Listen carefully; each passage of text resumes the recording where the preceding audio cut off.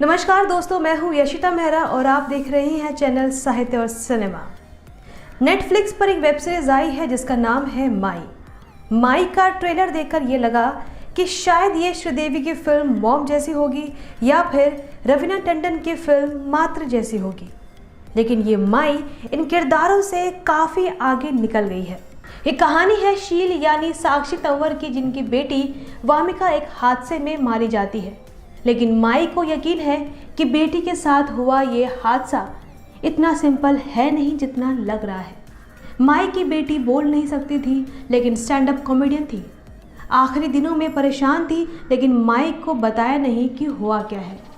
बेटी की मौत के बाद जब साक्षी को लगता है कि बेटी के साथ कुछ गलत हुआ है तो वो लग जाती है पता लगाने। एक माँ क्या क्या कर सकती है, अपनी बेटी को इंसाफ दिलाने के लिए किस हद तक जा सकती है, यही फिल्म माई में दिखाया है। इस फिल्म को डायरेक्ट किया है अतुल मोंगिया ने और एक बेहतर प्रोजेक्ट बनाया है।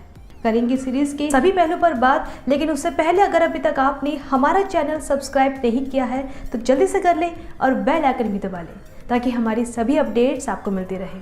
मामला दवाई के रैकेट का है, एक गूंगी लड़की की हत्या का है, उसके निरीह बाप का है। ताऊजी, ताईजी, चचेरा भाई सब अपने अपने मगन दिखते हैं, लेकिन उसकी माँ इस घटना की चश्मदीद है।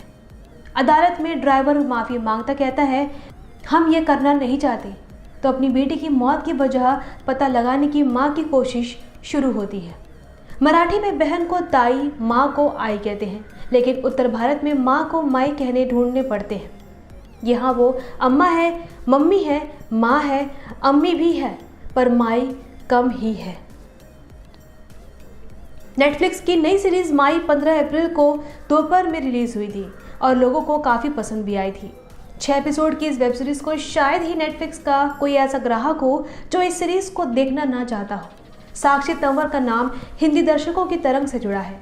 कहानी घर घर की से लेकर दंगल और मोहल्ला 80 जैसी फिल्मों में उन्होंने अपनी उम्र के हिसाब से दमदार रोल चुने और किए भी।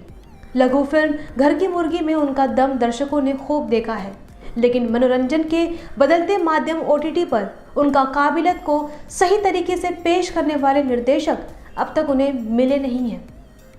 पुराने आइडियो और बहुत सारे किरदारों की कहानियां एक साथ कहने के चक्कर में माई का थ्रिल कमज़ोर पड़ जाता है, लेकिन इन बातों के बीच साक्षी तंवर का अभिनय इस वेब सीरीज़ को संभालने की कोशिश करता है। माई में किरदार का संवाद है, कुछ लोग कितना ही चिराग घिस लें, उनका जिन्न कभी बाहर नहीं निकलता। ये वेब सीरीज़ देखते हुए नेटफ्लिक्स इंडिया के लिए भी आप कुछ ऐसा ही महसूस करते हैं। विदेश में सफल और आकर्षक ओरिजिनल्स देने वाले इस OTT प्लेटफॉर्म को हिंदी में सफलता मिलती नहीं दिख रही है। उनके कंटेंट चयन में मौलिक आइडियो का अकाल भी नजर आता है। साक्षी तंवर की मुख्य भूमिका वाली वेब सीरीज़ माई से पहले हिंदी के दर्शक 2017 में श्रीदेवी की आखिरी फिल्म मॉम और उसी दौरान रिलीज हुई रवीना टंडन की मात्र में लगभग इसी तरह की कहानी देख चुके हैं। इन फिल्मों में दोनों माएँ अपनी बेटियों से हुई दरिंदगी और उनकी मौत का बदला लेती हैं। दोनों फिल्में बॉक्स ऑफिस पर नाकाम थी और उसी आइडिया के केंद्रीय तत्वों को बदलकर माई के बदले की कहानी गढ़ी गई है। इस तरह माई पुरानी बोतल में नई शराब है।